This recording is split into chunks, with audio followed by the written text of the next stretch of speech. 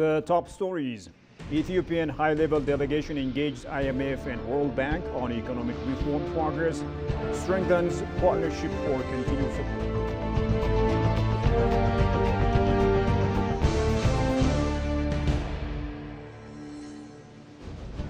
And Ethiopia reaffirms commitment to dialogue as it addresses Egypt's ongoing concerns over the Grand Ethiopian Renaissance Dam.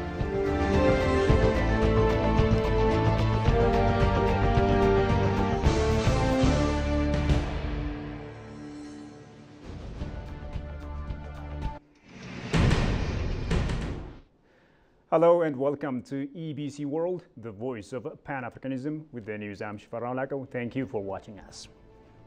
Now, Ethiopia's Finance Minister Ahmed Shide held high-level meetings in Washington with leaders of the IMF and World Bank to discuss the country's ongoing economic reforms and future cooperation. Minister Ahmed met IMF Managing Director Kristalina Georgieva, expressing appreciation for the fund's continued support and reaffirming Ethiopia's commitment to fiscal discipline, domestic resource mobilization, and structural reforms. Both sides pledged to strengthen cooperation with the next IMF program review set for late October.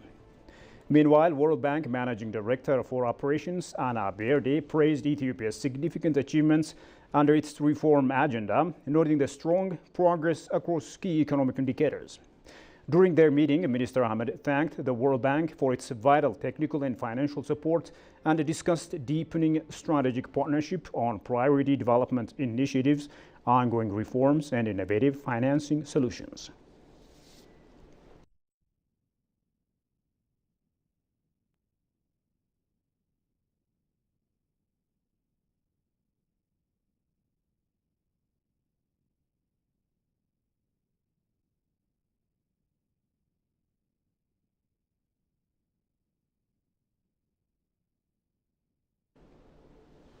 At the 16th UN Conference on Trade and Development in Geneva, Ethiopia called for renewed international support, development-focused trade rules, and a stronger multilateral cooperation to help developing countries facing climate shocks, debt, digital divides.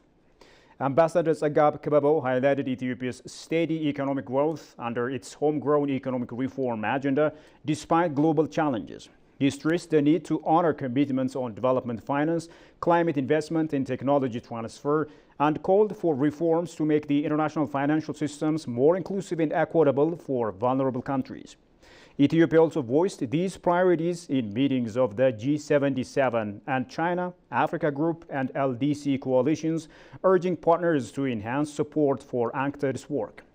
UNCTAD 16 continues this week with key negotiations and the adoption of a new mandate to guide the organization's work over the next 4 years.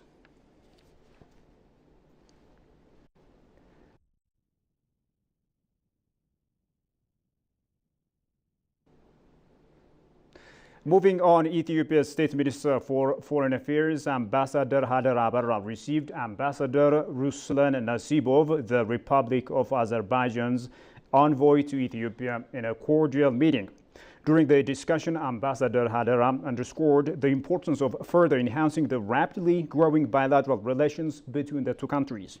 He expressed Ethiopia's eagerness to deepen cooperation across diverse sectors, including trade and investment, public service delivery, education, tourism, renewable energy, and agriculture.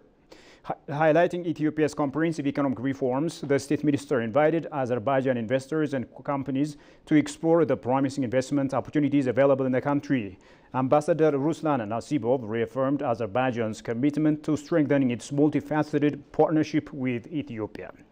The two diplomats also exchanged views on regional and international matters of mutual interest.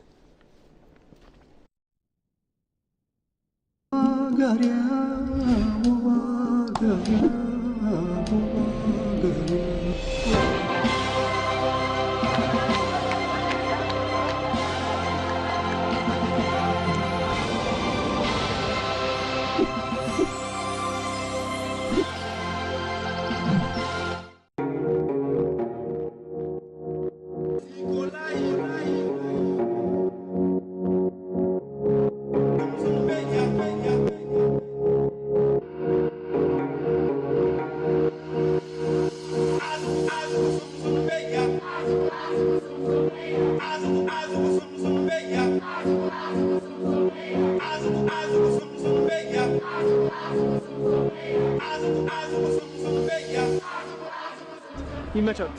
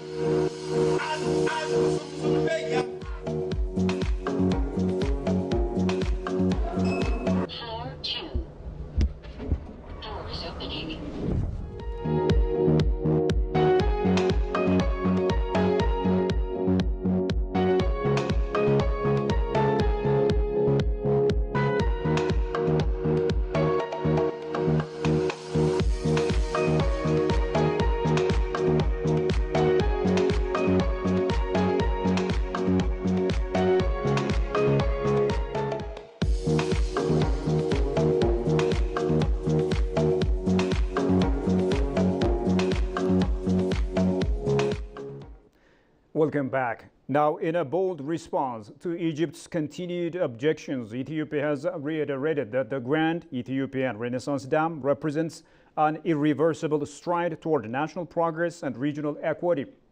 Rejecting what it calls Egypt's colonial era mindset, Ethiopia has urged Egypt to abandon outdated claims of Nile ownership and embrace a future built on cooperation and not control.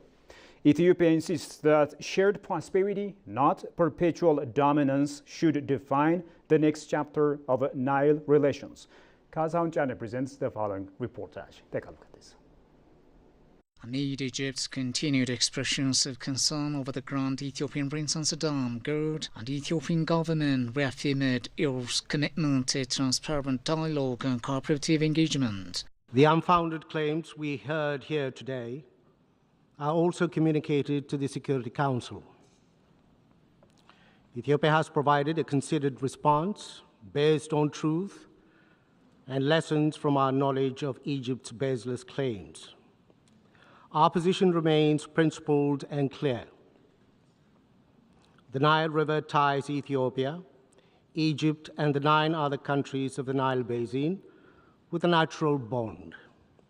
Ethiopia has taken all steps to preserve this bond. Ethiopian officials emphasized the nation's determination to navigate its path toward development while honoring the rights of all Nile Basin countries. Addressing both local and international media, Ethiopia's spokesperson recently stated the efforts to undermine Ethiopia's progress, motivated by colonial-era mindset, reflect a misunderstanding of our aspirations and our rightful place in the Nile Basin. The spokesperson highlighted that Ethiopia, which contributes 85% of the Nile's flowing waters, seeks to harness these resources responsibly to support its population and economic ambitions. Recent developments have seen Egypt intensify its rhetoric regarding the Nile and the Grand Ethiopian Renaissance Dam, GERD, promoting Ethiopia to underscore a commitment to equitable utilization of water resources. We believe that cooperation based on fairness and mutual respect is essential for resolving any disputes that may arise, the spokesperson added. Ethiopia has requested genuine collaboration on Nile matters, urging Egypt to transform perceived aid projects into truly equitable partnerships.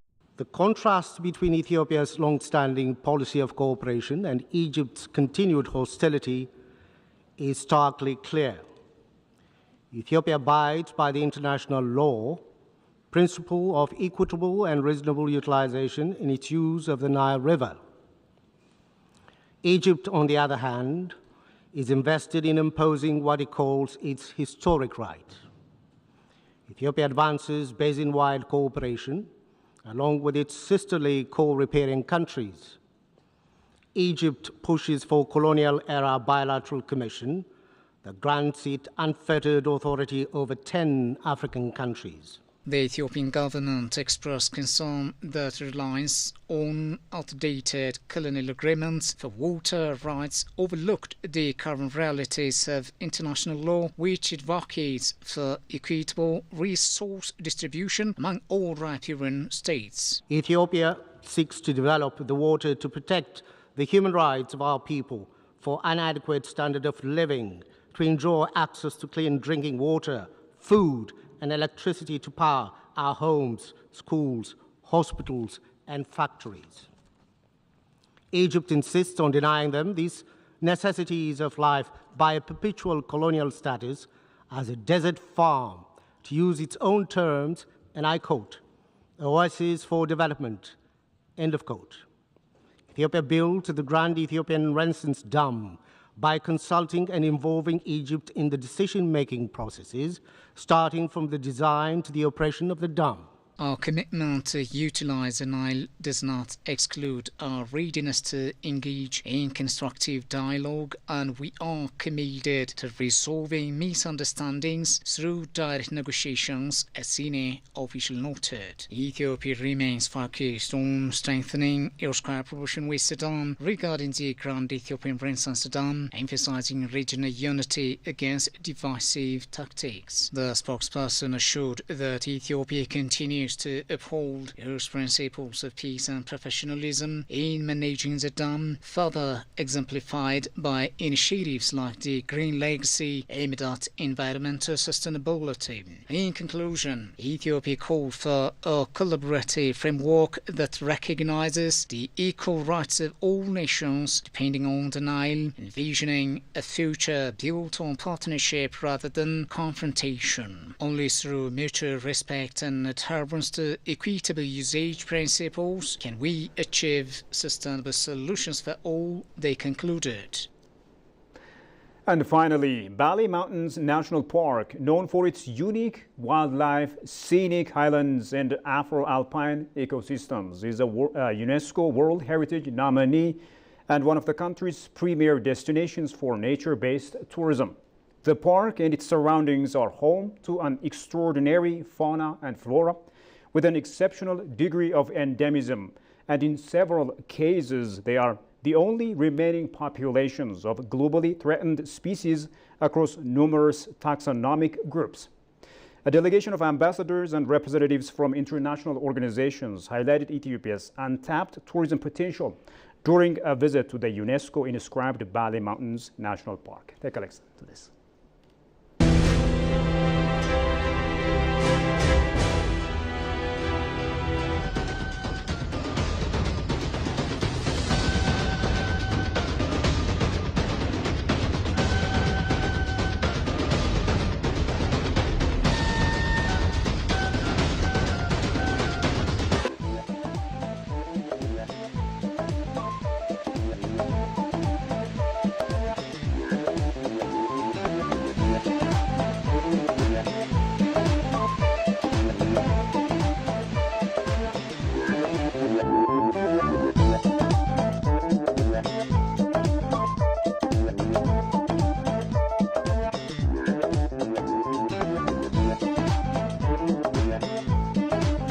I'm very glad to be here, and I'm very grateful to the Tourism Ministry for bringing me to experience this wonderful part of Ethiopia. The landscape is truly inspiring. There's a real rugged beauty here and a sense of peace and calm as well. We've been learning about all the different wildlife that makes its home here, many species which are found only in this part of the world. It's my first visit to Bali. And the landscape is stunning. It's absolutely stunning. So I wasn't expecting that, and I never saw a nyala. So I'm really happy to see in it. You know, I was accredited in Kenya before, so I went to lots of safaris. But this is different. And more interesting because you have a huge country. For me, I'm very thrilled to be here and be able to be an ambassador to Ethiopia. Yesterday we had a very beautiful day where we were able to see the Ethiopian nyalas and many other endemic species Today we even saw many other species, and I'm very pleased to see that this place is being developed so that as South Africa and Ethiopia and the countries in the BRICS can visit each other, to promote tourism, economic development. This is my first time in Bali Mountains. I've never been to this part of the world. This is my second posting in Ethiopia, and I've been here for the past 3 years. I had the last posting before, but I had never come to this part of the world. And I'm so happy and so honored to come to Bali Mountains. I totally now understand why Bali Mountains has just been inscribed as the 13th site for Ethiopia in the UNESCO World Heritage Site. I think what is most amazing here is the landscape. The landscape is so varied. I mean, this is totally unreal. This is, where we are right now, we are at Tulu Dinutu, 4,377 meters. We come down where it was totally green. We come up here, this is like a moon landscape. And this is really the beauty of Ethiopia, to have such varied landscape from the north to the south to the west to the east. And this is what makes Ethiopia beautiful. Ethiopia has huge tourism potential. It's a very unique country in the world with so many different things to offer. And I really hope the government will be able to get the right environment in place, bring peace across the country, make this a really strong investment environment, because I think in time this could be one of really the world's leading tourism destinations. There's some work to do, but I know the government really has good ambitions in that area.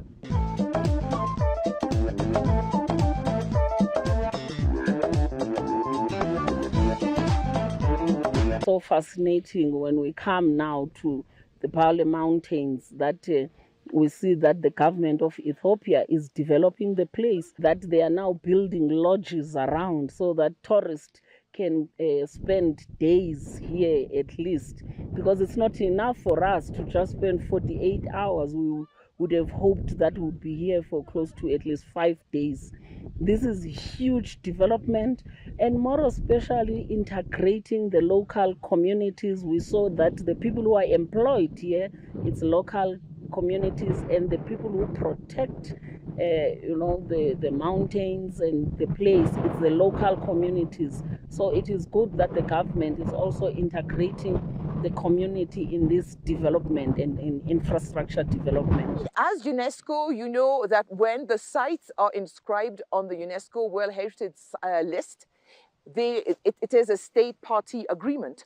Our role as UNESCO is really to support the government in making sure that those sites are known, that those sites are preserved, and those sites are sites for the communities, are livelihoods for the communities, so that, they can also see how they can support on their side.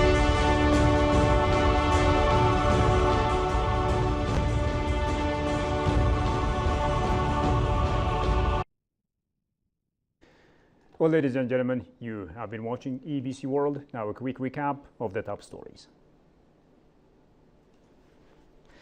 Ethiopian high-level delegation engaged IMF and World Bank on economic reform progress, strengthens partnership for continued support.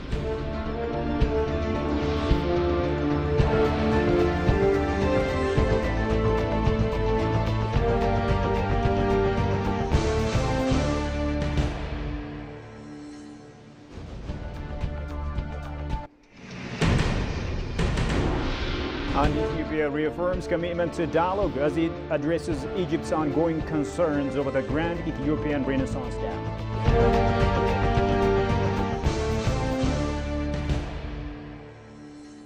Well, dear viewers, with that, we come to the end of today's news. Many thanks for watching us. Bye-bye.